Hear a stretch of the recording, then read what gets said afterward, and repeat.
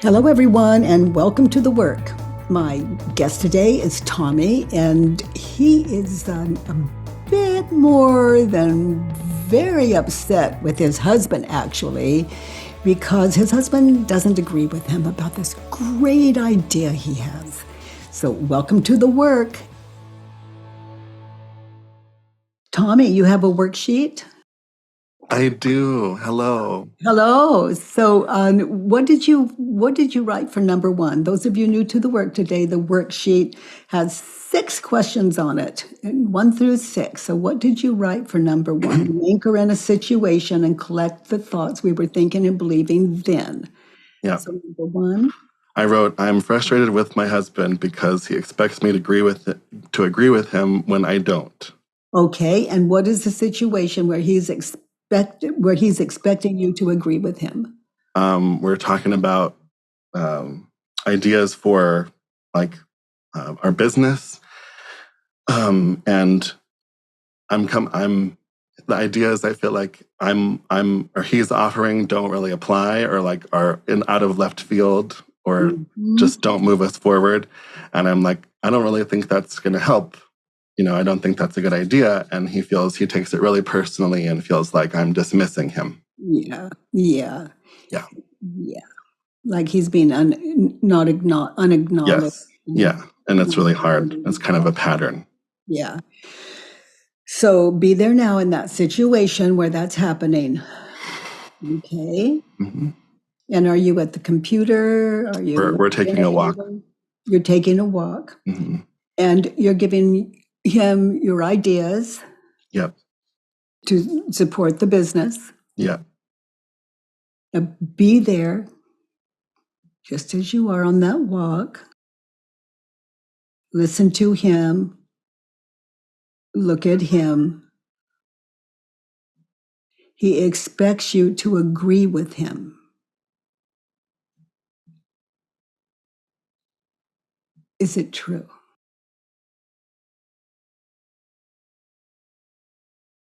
No. Wow. Wow.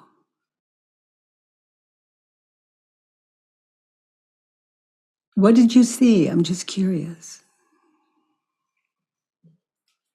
I just see him looking at me with like eyes like looking for approval. And I think he wants me to agree with him. He would love it if I agreed with him. But I don't. So it's all yours, really. He's just looking at you. Mm-hmm. True. And you could be right about what he's thinking and believing, but he expects you to agree with him. Is it true? No. Now notice in that situation how you react. What happens? How do you react when you think the thought, he expects me to agree with him? Well, he gets angry, and then I get angry back. Okay. So he expects me to agree with him. How do you react? I get angry or frustrated. And so far, all he's doing is looking. Mm-hmm. He hasn't said anything, if I'm understanding you correctly. He's walking. He hasn't said anything to agree or disagree with you. You're looking at him, giving him ideas, believing that he expects you to agree with him. And he doesn't say anything. Now notice how you react. Continue to notice how you react. Really get a dose of yourself. Well, he is saying a lot, actually. So what did he say? He'll just like, I'll say, I think we should do this, and he said, well, I think we should do this and this and this and this and this and this, and I'm like, okay. So he has the audacity to actually answer your question. I mean, you're talking to him, mm-hmm. telling him your ideas. And he comes back with his. Mm-hmm. He doesn't agree with it. What if we this and this and that? Now notice, honey, how you look at him, your attitude toward your partner as you're walking. When you think the thought, he expects me to agree with him. Do you interrupt him? Notice, are you a poor listener? Mm-hmm. Yeah, that's the. I stop listening, and he gets even more frustrated with me because he thinks I'm not listening, and he's right. Yeah, so feel that he's right. Yeah. So be there, continue to be there. He's right. Mm-hmm. You expect him to give you what you're not giving.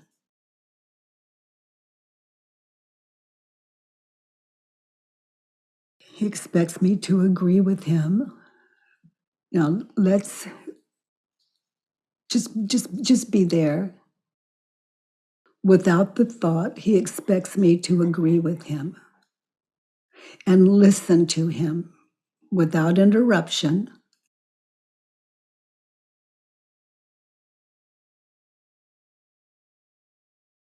Notice some of the things make sense, maybe some of them don't, maybe none of them do. Just listen.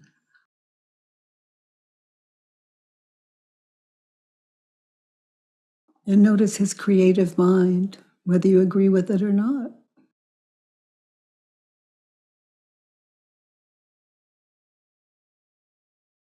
Who are you without the thought on that walk?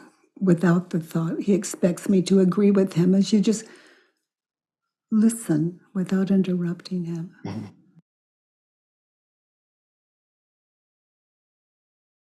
Well, who am I? I'm exactly who he wants me to be, which is someone that's listening to him. And I'm someone I'd prefer to be, someone who's just listening. Respectful. Yeah. Open. Mm-hmm. A partner. Yeah.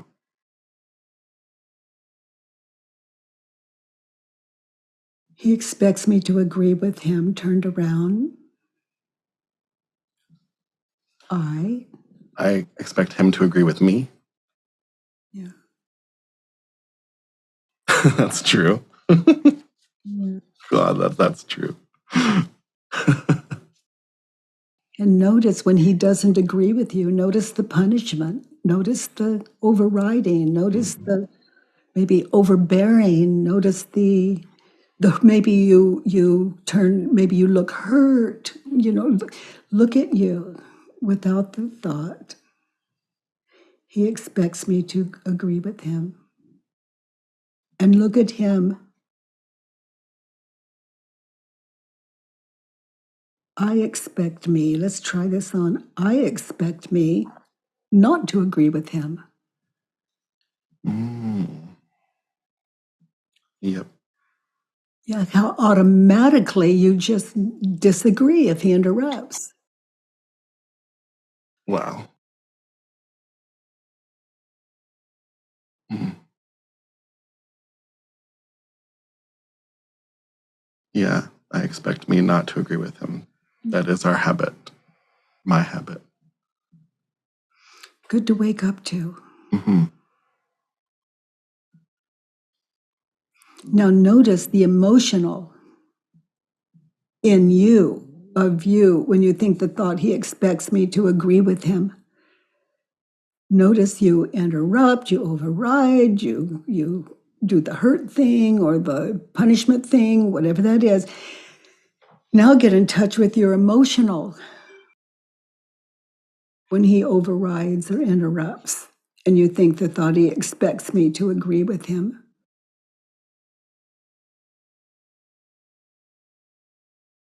Notice your attitude. Notice you don't give him room. Notice you get resentful. Notice you feel unheard and get in touch with the emotional.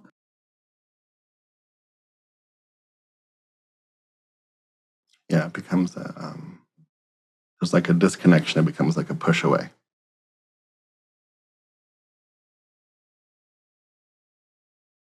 And there's another turnaround. Those of you new to the work, turnarounds, we just try on opposites. We don't expect them to be true or anything. We just try them on, see how they fit. Maybe they do, maybe they don't. Another turnaround. I expect me to agree with me.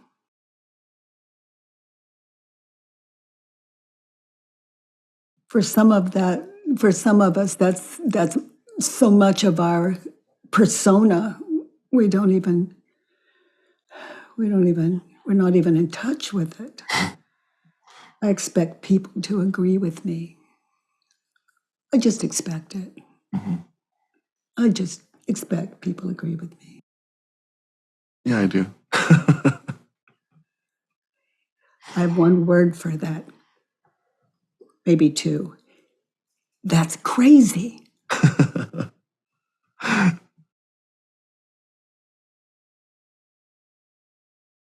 I notice they do or they don't. Well, actually, I don't care if they don't, but I think they probably should. Wow, yeah, very good. Like, I think they would benefit if they did, because I've got great ideas.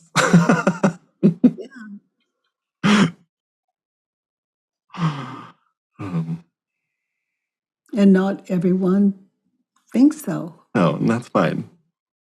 And also, some people are very poor listeners. They're so excited about jumping in with their own, they don't even really hear your idea. Yeah. And that was you on that walk. And that was my thing that I thought he was doing. Like, we both think that we're doing the thing that we see the other one doing that we don't like. Well, one of you can be awake to that and have both benefit from both.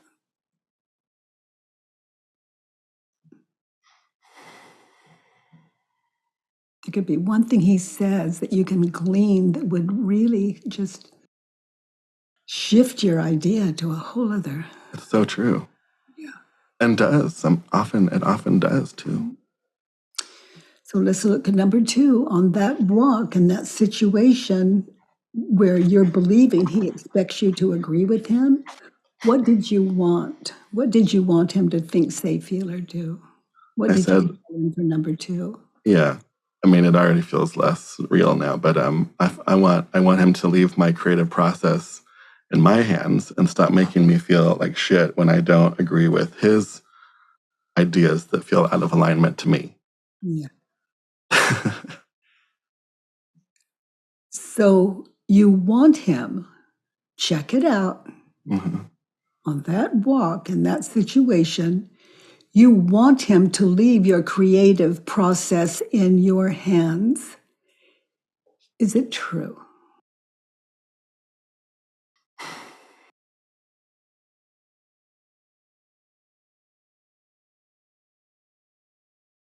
No.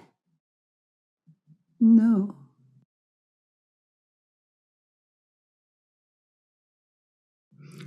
Turned around. I want me to leave my creative process in his hands. Why might that be true? You're giving it to him. You're putting it out there.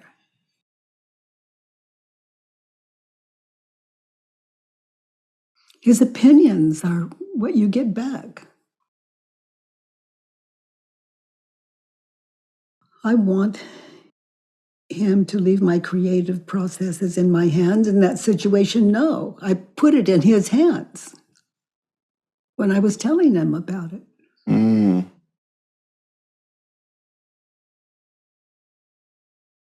So, like, talking about it with anybody is like an invitation into it. You put it in their hands. Yeah. Yeah. Yep.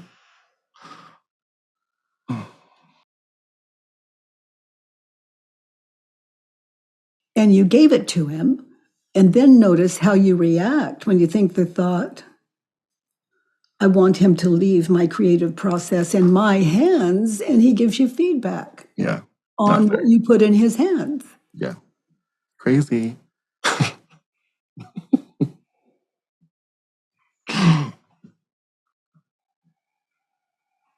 Yeah, so now let's live that turnaround. Be there now. You put it in his hands.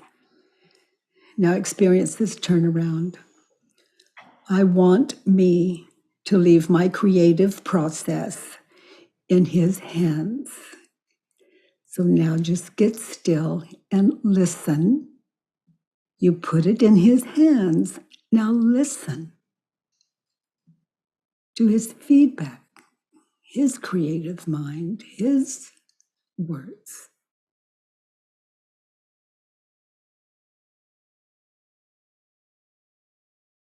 You put it there.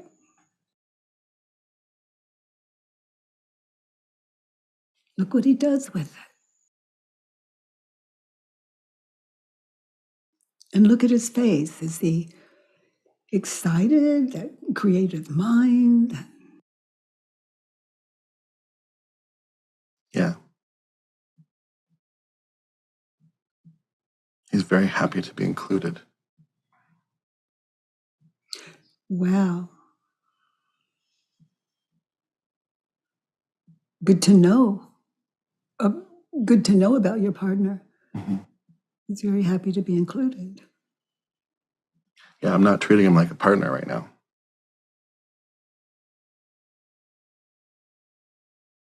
We're in that situation.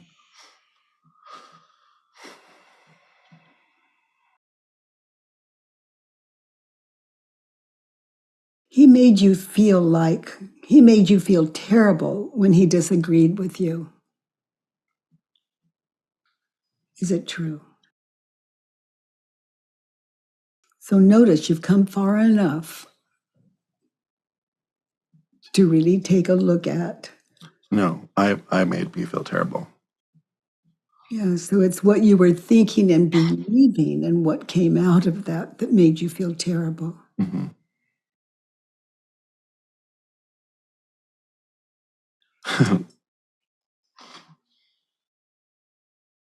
So now listen to his feedback. You put it in his hands and live this turnaround. In that situation, listen to him and stop making you feel terrible when you don't agree with him. That last one was when I do agree with him. Agree that you put it in his hands and he's responding creatively.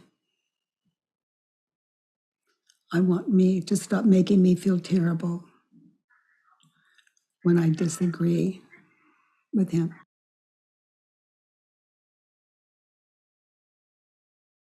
So notice how just listening to him with an open mind gives you that.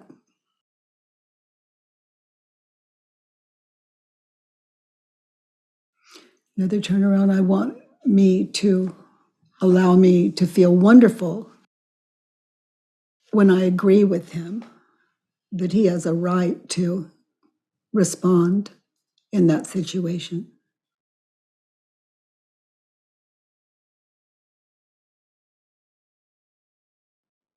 You know, the ego wants to take credit. It wants to say, I did it. It was my idea. I did that. And then we share ideas with people and we're just shocked that they stole our ideas. Well, we gave them. The key word is give. Gave. We gave it. They didn't steal it.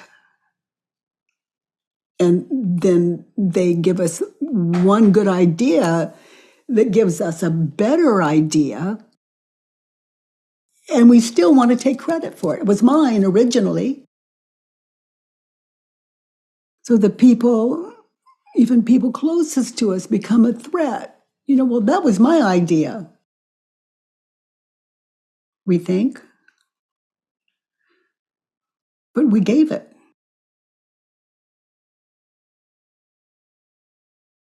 And it's such a gift. And then he gave back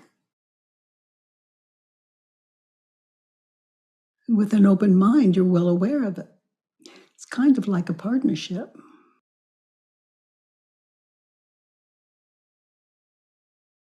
Let's look at 3. In that situation, what advice would you offer him when you believe he's expecting you to agree with him? So number 3 is pretty similar. This is advice to him to get what you want in that situation. What advice? I don't even want to read it. I don't like it. Well, it was going on then, and it's the cause of your suffering. So Okay. This is about waking up to the cause of your suffering. Okay, so he shouldn't expect me to agree with his ideas just because we're in a partnership. And he should support me in developing my ideas that feel aligned to my truth. Mm-hmm. Mm-hmm. God. Mm-hmm.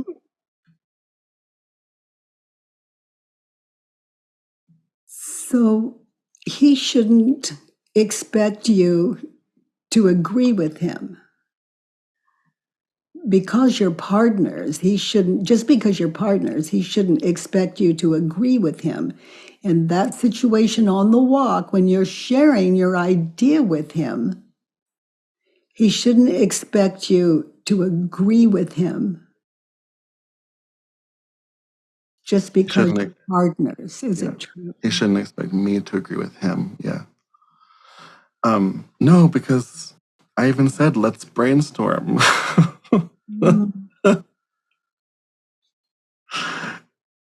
And he even says all the time, take what you can from my ideas and throw away the rest.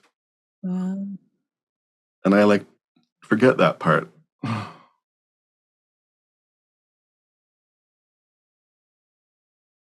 He just wants to be heard.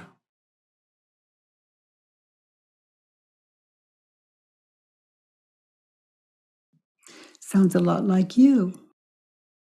True. In that situation. True. Yeah, I love giving what I want. Just to know that it's possible to. I love giving what I want. Wow. We're in that ownership to give it.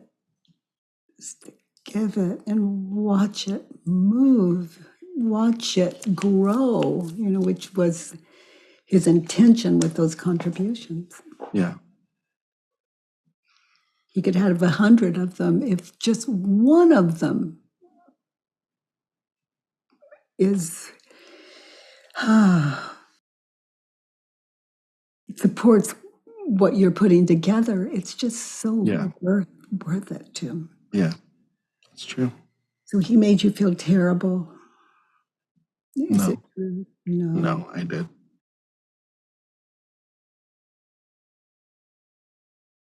He should support you when you have ideas that align with your truth, but not his. Is it true? No. How would you turn this whole thing around? In that situation, I shouldn't expect him. I shouldn't expect him to agree with my ideas. Oh, wait. With your ideas, just the way they are. Yeah. I shouldn't expect him to agree with my ideas. Now you've got a collaborator. Yeah. Not a yes partner, but a collaborator, which is why you put it out there.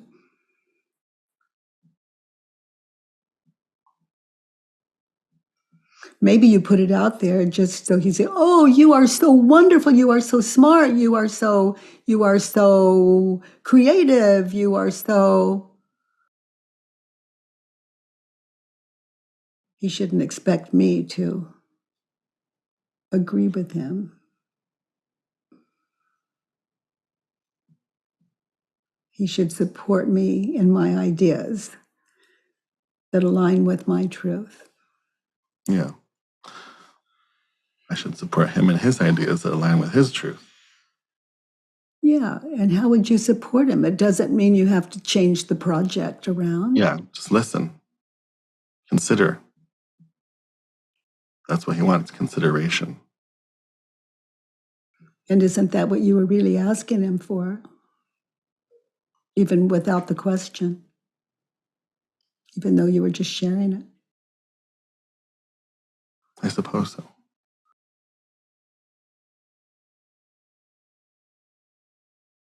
You know where I am with it? No, I just wanted him to agree and just think I'm marvelous and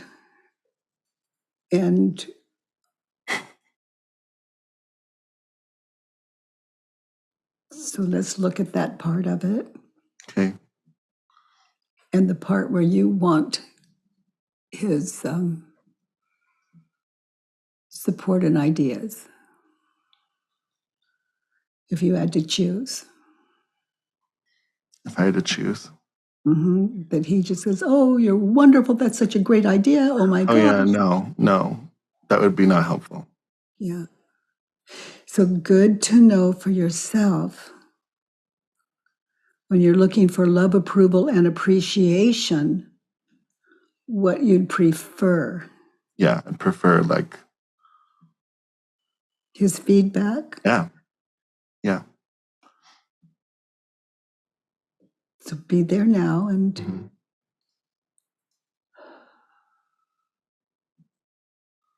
drop seeking his love, approval, and appreciation. Listen.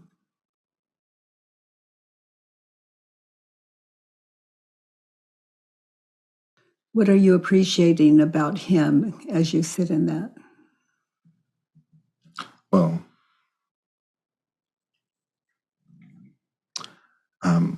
he has a super creative mind, and it's unboxed in like mine is sometimes, and so he can see different, out of the box ideas and stuff. I even said that to him on that walk, but I think he felt like I was being sarcastic. Yeah, he was getting mixed messages. Yeah, for sure. Yeah. It's what we do when we think we've gone a little too far. We just bend over trying to take it back. Yeah. So they don't think less of us. Yeah. Manipulation. The ego, it's just so brilliantly tricky. It really is.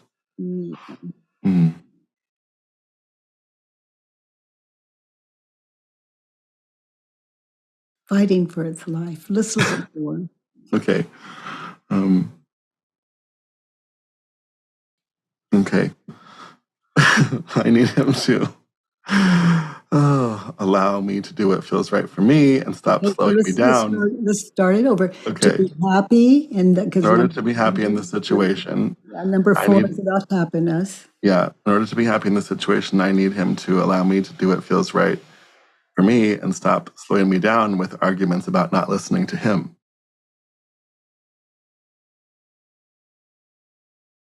Yeah, so be there now. Mm-hmm. Would that make you happy?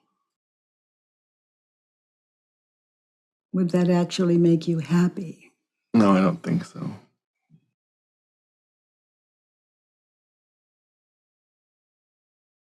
In that situation, he is not allowing you to do what feels right for you. Is it true? No. It's bogus. Yeah, complete bogus. And notice how you react when you think the thought. Yeah. My reaction is because I feel like he's trying to control me, and he's not. He's just trying to offer his input. Oh, honey, you are into something beautiful. Yeah.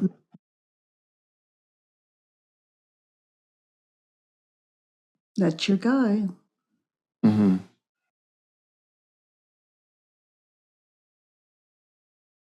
So live this turnaround to be happy. I need me to. And read number 4. I need me to allow me to do what feels right for me and stop slowing me down with arguments about not listening to me.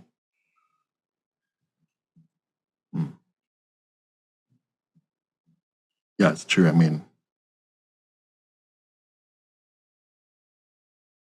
it takes 2 to argue. Well, actually not. No? Okay. Just take one. But I don't have to argue. Like, I think I make it into an argument. I'm think I'm the one that does that. If I'm in an argument with anyone, I can stop it. Yeah. And how do I do that? I get quiet. I open my mind. I listen. Mm-hmm. There's nothing else I need to do. No one's stopping me from being sane, other than my attachment to what the ego offers up, what I'm thinking and believing about that person. Mm-hmm. So to be happy, I need me, and read it that way, turned around. To be happy, I need me to allow him to do what feels right for him, and stop slowing him down with arguments about not listening to me. Yes. Mm. Whoa. I love these wants, needs, and shoulds. They're turned around. They are truly prescriptions for happiness. Totally.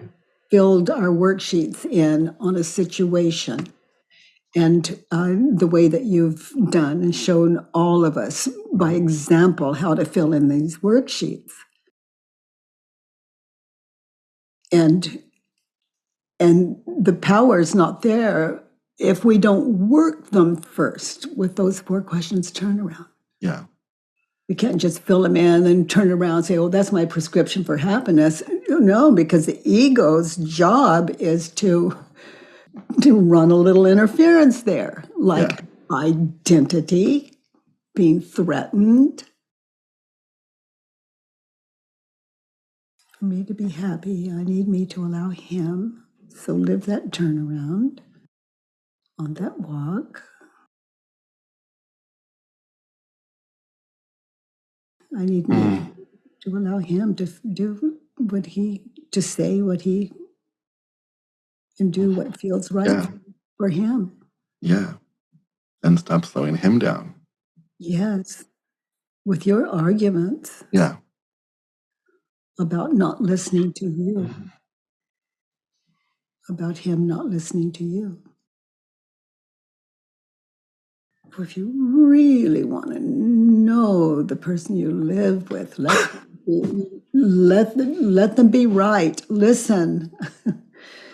Costs nothing in situations like this where we're arguing. Yeah. Okay, precious. Let's look at 5. Okay. That situation he is. Okay. In that situation he is. Oh, honey, let's go back to 4 again. Okay. Mm-hmm. Find another turnaround. Okay. For me to be happy, I need me to allow me to do what feels right for me. Now, you're more educated than when you filled in the worksheet. You've come this far. Okay, so I need me to allow me to do what feels right for me. Which was to listen. Mm-hmm. And stop slowing me down. Stop slowing him down. Oh, him down. Okay. Oh. Stop slowing him down with arguments about not listening to me. Yeah. Okay. Yeah. Okay, I'm going to leave you with that. It's so powerful. Let's this is really good. Yeah. Okay, 5. Okay. So he is insecure, needy, seeking approval for approval's sake, talking too much, not seeing this from my perspective. Yeah. Now, no. So in that situation, on that walk with him, I shared my ideas with him, and he interrupted with his ideas In that situation, I am insecure, needy, seeking approval, talking too much, not seeing things from his perspective. Yeah. Mm-hmm. That is a closed mind. That is the life of an I know mine. Yep. It's as though it's that I know mine is like this tiny little thing trying to hold back the entire universe, your entire world. The ego, if nothing else, is brilliant. I mean, it doesn't create identity. It attempts to create the illusion of identity. And it costs us the people we love in our life. And it costs us awareness of the people in our life that the ego will take the most, a person, a human being you just adore and just tear them to shreds. Mm. And then, like, they become a threat and our enemy. Yeah. And at the same time, we love them, and we're just lost, and we snap, and then we get bitter, and then we divorce or stay together, and it's just, see, to me, that's old age. Like, the body doesn't get old, but these things are in every language in the world. To be happy, I need people to allow me to do what feels right for me. That was your number 4 on him. To be happy, I need the world to stop slowing me down with arguments and start listening to me. It's like we believe it in every language in the world. The ego is like a one trick pony. It is, oh my goodness. It's the ego is I need, they shouldn't. I mean, that's it. It's like 6 things on this Judge and Abel worksheet. It's like checkmate. And Tommy, what I see with you is, again, is like we can't just, if you had jumped, let's say we just said, oh, let's just start at number 4. Mm-hmm. It costs, you're giving up all of you that are into your worksheets. You're giving up all the enlightenment. Yeah. All the enlightenment in 1 through 3. And so when you question, you jump to number 4 on the worksheet, or 5 or 6. This is stacked. I have stacked this. Tracking the ego. It's enlightened, then you move to 2, enlightened, you move to 3, enlightened, you move to 4. And it's just trust the process, those of you that are into the work. And I hear people say, well, it just doesn't work. I did the needs, and yeah. Oh, dears. Oh, you dears. And it's, it'll give you a lot. And I don't think that I don't celebrate that as I watch you step into the freedom you've already got. I don't worry about your freedom. I don't worry about your enlightenment. I mean, you already have all of that. But what keeps you from the awareness of that, Tommy has shown us clearly on a worksheet, when we unload the ego's thought system in any situation. So my partner is insecure, turned around, my partner is secure. Yeah. Example in that situation?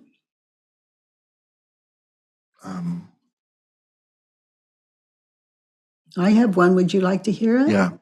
He knows he can just jump in any time and just just Yeah. be free. You know, he Yeah. knows that about you, that it might be a little difficult, your feelings might get hurt, and probably so excited with his ideas, sharing with you, that he's not even in touch when you are hurt. He's just excited to offer, to give, to join. Yeah. True. Needy, the opposite, supportive Mm. in that situation. He was seeking my approval, turned around. He was not seeking my approval. You can check that one out. Just be there now.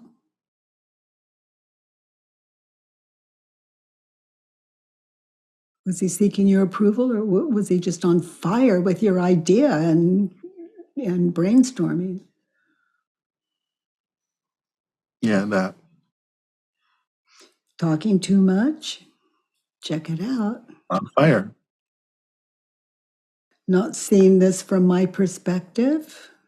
Turned around. He was seeing this from my perspective. Mm-hmm. How do you see that one when you test it?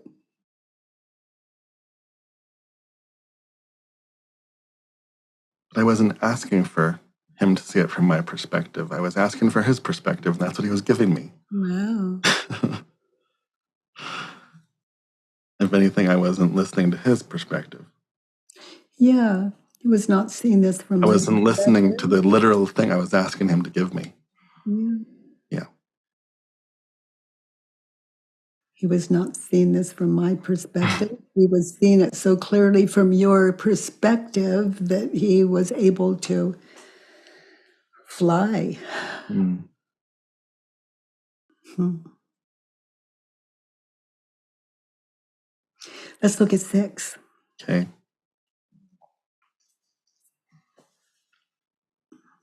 In that situation, what is it you never want to experience with him again? I don't want to argue. I'm willing to. I'm willing to argue. I don't ever want to argue with him again. Turned around, I'm willing to argue with him again. Yeah, because if you're arguing, that's war. Argument is it's a mild, it can be like a mild war, but it's still a battleground. The ego is still battling for something. And it's always, when that's happening in you, it's always at the expense of the other person. In other words, your relationship. And so I'm willing to argue with him again.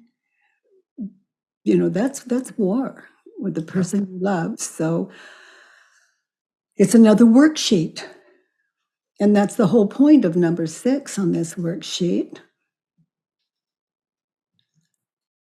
If I find myself arguing with him again, it's a worksheet. It doesn't mean that he's wrong or right or anything. It's about what am I thinking and believing that would cause my suffering and the suffering of other humans. I look forward to. I look forward to arguing again. Very exciting. It may never happen again. Your mind could be so open right now to yourself, your ego's trickery. But just in case you missed a few pieces, then this worksheet, for all of you, it's always free on thework.com. Tommy, honey, thank you. Thank you. Thank you for your work on relationships. It's so clear how you care about him and how open your mind is. And I don't even have to wish you well. That is well to be awake. There's no greater. If we're on our deathbed, because we're ill and we're dying of an illness other than what we're thinking and believing, we are well. We are in touch with life as it is, and you'd think that would be dismal, but it's not. It's not. And I invite you all to test this for yourself. So Susie, your takeaway with Tommy's work today. Oh, hi. Yeah, look, I was thinking about my daughter is often does creative. She's a singer-songwriter, and you know, she tells me the lyrics of her songs, and sometimes I'm like, yeah, no, that one's not quite right. So you know, like it's good, but and I just thought about the last time that I really sat down and thought about it and gave her some feedback and said this could work, this lyric could work. And then I just didn't hear anything back from her for like 3 or 4 days. And I was like, oh fuck, I'm so glad that I have the work, because in the past I would have been like, hey, did you get my message? Like I spent some time thinking about that, you know, and it would have been, you know, I could still feel I've got a bit of attachment to it, and Yeah. but I'm so grateful that I can see this is, you know, this is my ego, and you know, I want the acknowledgement, and it's just Yeah. in between me and her, you know. Yeah. And the acknowledgement, the credit, and it's not right or wrong. It's just that when we don't get it, it's not so comfortable. It's not good. And that was great what you said, you know, about that we literally do say we give, you know, we give somebody else an idea. We've given it, you know, and Yeah. I never thought about that before, because I've thought about people Yeah, stealing ideas too, and it's it's like, no. it's it's just not. It's like we give it and we expect something back, and more often than not, if it's not a physical payback, it is their love, approval, and appreciation. And so seeking that is no, we can't say we gave them that that gift. We gave it to them with without telling them. Maybe this is more clearly. Let's say if you ask me for an opinion and I give it to you and I just think it's so wonderful, and I want you to see that it's wonderful too. I give you the gift, but I say, and would you please, and oh, you know, I can't even say it. It's like, let's say my daughter, I give her something, and I expect your love, approval, and appreciation. That's the price of this gift. And we can both laugh because we both know me, and I just got it.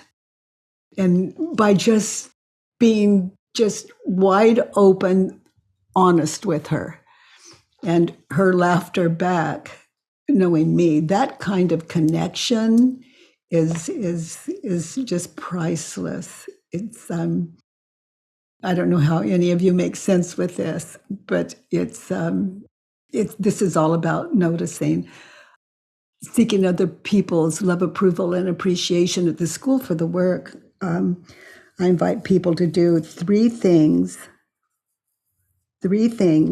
every day, three loving, caring things, you know, like a gift, a flower, or a note, or some three loving, caring things, and not get found out. Just live as a secret.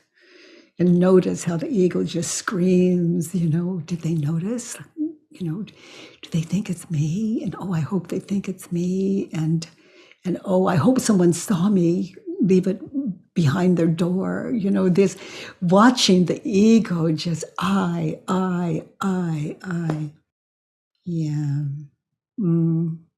And we want people to see us and those kinds of things, but do we see us and the pain of that when we don't get paid back that price tag of that unspoken price tag of send me a thank you note, and a worthy one. But anyway, enough on that. But it is so in us. This do we give it? Really? Yeah.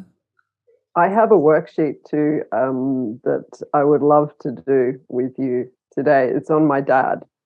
Okay, so let's have a date for tomorrow. Oh, Our great. plan is to show up here tomorrow, and so I'd love to hear the work on your dad. Thank you so much. Yeah, thank you, Susie. Mellow Mellow. Hey, hi, Katie. Hi, honey. Hi, Katie. Hi, everyone. How you doing? Yeah, well, I went back into some suffering after more suffering. So, to be expected. Thank you. Yeah, it's an unwilling to. I look forward to this suffering and move it from my head to paper and get very still as I sit in these questions. And I see, like, underneath, like, that I'm getting more settled in sort of understanding that I'm signed up to this curriculum. And, you know, it's seemed to be a bit of a turbulent one. And, you know, these things, these people, you know, they're proxies for the bigger thing. And in a way, I had like such an extreme upbringing in a cult that these people in my life now, it's kinder for me to do the work on them. Yeah. They come in as a kind of grace that is just like feels quite small and petty, and I can go into it and undo other things that I might be too afraid to go straight to. So I really thank you. Yeah, it does take courage. It sure is good to have worksheets under our belt. Yeah, I love it. Go in with understanding and balance as opposed to the desire to be understood. Oh well, that's my whole thing. and I just remembered today listening about like inviting somebody in on an idea, and all I really am wanting is an audience or a witness, you know, an audience. And then I had this flash of when I was a child that I got into like a lot of extreme fantasies, very existential ones. Like I did just not thinking that the world existed outside my door, which is the kind of truth, you know. It's like, but everyone's an actor, you know. When we don't have any proof other than imagining we imagine what is outdoors. And so as a child, I love that you bring this up, because as children, we're still more in touch with I have no proof what's outside of this room, for example. But then the ego became more superstitious or something. It was like, I think that, you know, my sister and my mom, they're having conversations like they're actors, you know, like Truman Show. I had this in my mind, they're having conversations that are different, and that when I come back into their life, they go back into like their roles as my family. And then I had further fantasies about a camera following me, but I enjoyed it. I enjoyed it. I would turn the camera on when I was on my own, feeling bored and unseen, and then I would just imagine the camera. And there really is something watching you. You know, there really, really is something watching you, and it's you. It's the ego showing you what's not in the future and what wasn't in the past. Through all that you know, they're false image. They're images of what's not. So that, you know, it's really true in that respect. That you are being watched. It's just not you're watching. But I was doing it to keep me going. Do you know what I mean? Otherwise, I just felt like I'd give up if I didn't have some. So I felt I was conjuring some approval or something. Oh, honey, I just think that's kind. Yeah. Yeah. Little help from your heart. You know, it's just. The ego cannot outshine the heart. So very sweetly in touch. Thank you, Mello. Thank you, Katie. Always. Dina. So, hello, Byron Katie. Hello, Dina. Everyone. I just thought to add something to what Mello was just saying. So this understanding that there is no world outside what we imagine, it's an interesting thing, that how it plays on one's mind depending on where one is with oneself, because it can also turn into a paranoia, or make someone extremely insecure, or a depression, a fear.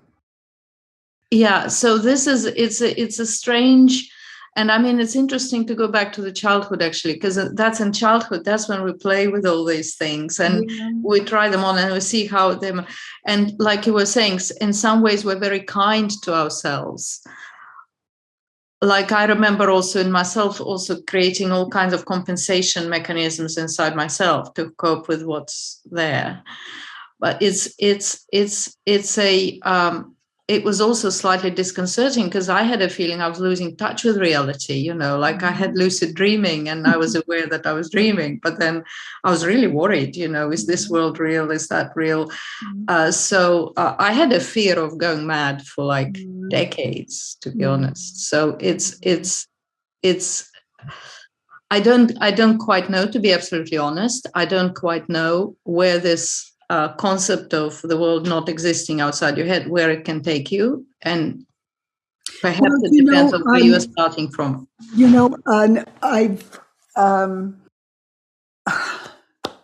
I'm just going to say it. Good to have the work.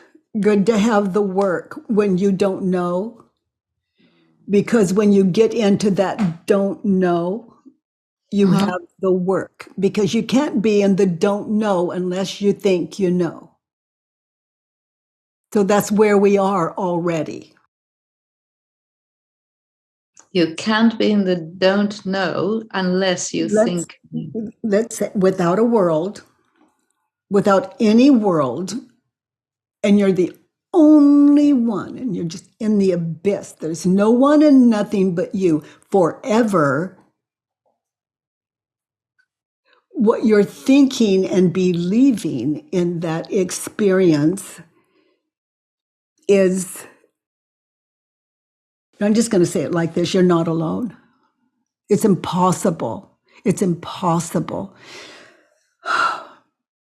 Okay, I'm just going to go here with it. When you're asleep at night and you're not dreaming, where's the problem? That's the experience of no I. Then all of a sudden, I am a little girl of 3 years old. I woke up this morning. I am a woman in her 80s. I am. And the ego offers up all the images to go with it. And I hope those of you new to the work understand that there's no downside to this life other than what you're thinking and believing. There's no downside to any life other than what you're thinking and believing. And thank you, beloveds. Thank you today for something beautiful. By the way, everyone, if you enjoyed this podcast, please give us a 5-star rating and review on iTunes. It really matters, and thank you for that. I love that you join me every Monday, Tuesday, and Wednesday from 9 to 10 a.m. Pacific time. At homewithbk.com. Let's do the work.